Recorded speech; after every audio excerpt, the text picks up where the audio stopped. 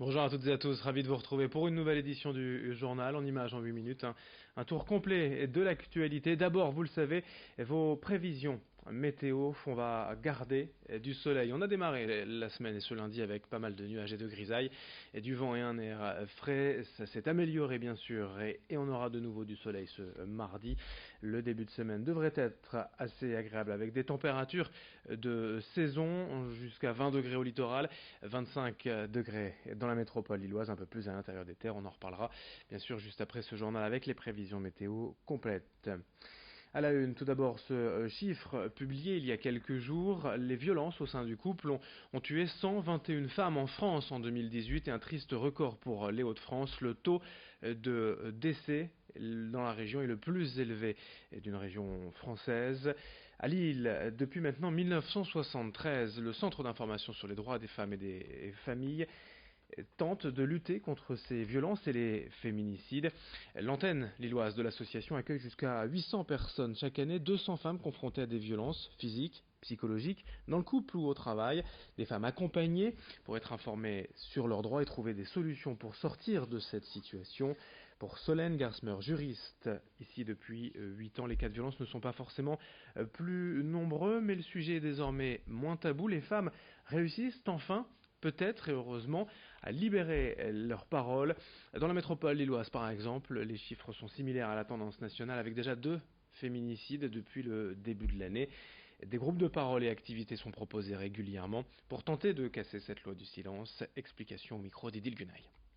Ce qu'on constate aussi de plus en plus, c'est qu'il y a la présence des enfants qui devient de plus en plus, ça c'est très problématique, et avec la difficulté pour les femmes dans un contexte économique difficile de pouvoir partir, de quitter le domicile et de pouvoir prendre un autre logement, de pouvoir être protégées. C'est ça la difficulté auquel on est confronté aujourd'hui. Sachant que la loi permet aussi de demander l'éloignement du conjoint et de pouvoir rester dans le logement et de demander donc cette éviction du conjoint. Donc c'est aussi une possibilité parmi toutes les autres possibilités. L'actualité également en images. À Dunkerque, ce vendredi, 200 personnes ont manifesté devant la sous-préfecture des opposants au projet de poulailler industriel à Pitt-Gamme, un site impressionnant censé rassembler 107 000 volailles.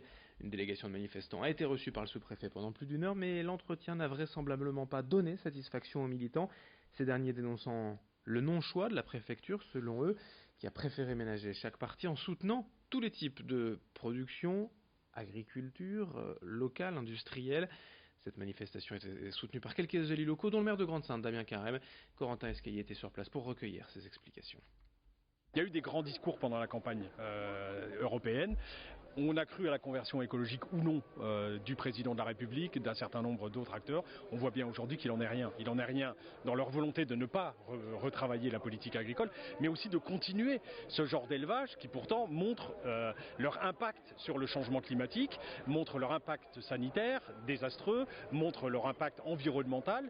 Donc voilà, et les citoyens aujourd'hui réagissent de plus en plus. Et c'est comme on ne va pas y arriver avec les partenaires politiques, on va s'appuyer sur les citoyens en faisant en sorte qu'ils soient de plus en plus nombreux à se mobiliser contre ces élevages industriels censés être pollucibles. On l'a vu, dans un rayon de 15 km, c'est plus d'1 million de poules ou de poulets qui seront élevés dans des conditions lamentables. On parle aussi du bien-être animal dans ces dossiers-là. L'actualité politique est également dans cette édition avec la course aux municipales. À Lille, on ne connaît pas encore tous les candidats, mais au moins une dizaine de prétendants en sont annoncés. Et parmi eux, 2 élus de la République En Marche, le parti du gouvernement, Violette Spielbout, ex-directrice du cabinet de Martine Aubry, et Valérie Petit, députée de la 9e circonscription du Nord, ont toutes 2 déjà affiché leurs intentions. Et pour savoir qui des 2 femmes aura l'honneur du parti, il faudra attendre fin août et la braderie et la réponse surtout de la commission d'investiture. Gérald Darmanin, aujourd'hui ministre, en est le coordinateur local. Lui aussi est pressenti à la mairie de Tourcoing, mais pour l'instant il se refuse à afficher toute annonce personnelle. Je vous propose de l'écouter, candidat ou pas Gérald Darmanin. Il est au micro d'Idil Gunaï.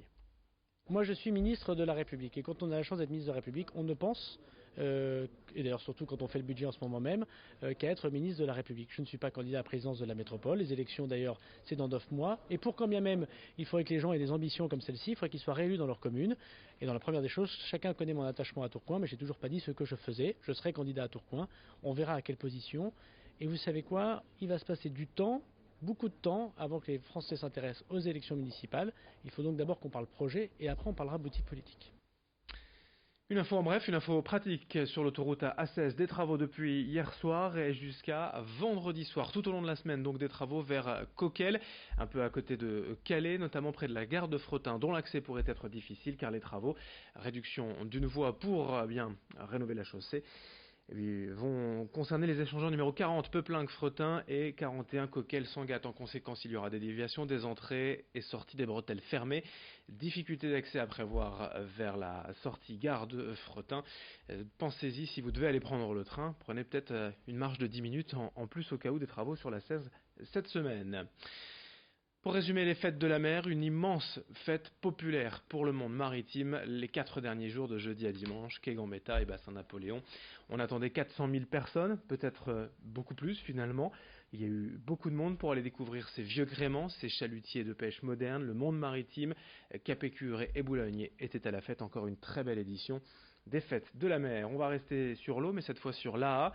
Le fleuve bien connu des cruciverbistes possède une histoire industrielle forte et on vous propose d'y aller en kayak. Et depuis 3 ans, ici, la nature a peu à peu repris ses droits ces dernières années. Et les curieux peuvent profiter d'un cadre bucolique entre histoire industrielle et nature grâce à cette promenade en kayak. Le parcours est relativement sauvage, parsemé d'obstacles. Rassurez-vous, la sortie est encadrée par un moniteur. On peut se mettre à l'eau dès le plus jeune âge. Corentin Escaillé, lui, n'y a pas essayé, mais il a recueilli quelques explications. C'est aussi un axe qui a été un support de développement des industries, notamment papetières. Et effectivement, il y a beaucoup de traces du passé encore. Certaines ont été effectivement gommées, mais il en reste encore un petit peu. Il y a des barrages, il y a des choses qui restent en fait sur la rivière. C'est à la fois du patrimoine, mais c'est pour que ça redevienne du patrimoine naturel. Il y a une stratégie aussi d'effacement de certains barrages et puis de certaines traces sur lesquelles on travaille. Fin de cette édition, à suivre dans un instant vos prévisions météo. Merci de votre fidélité.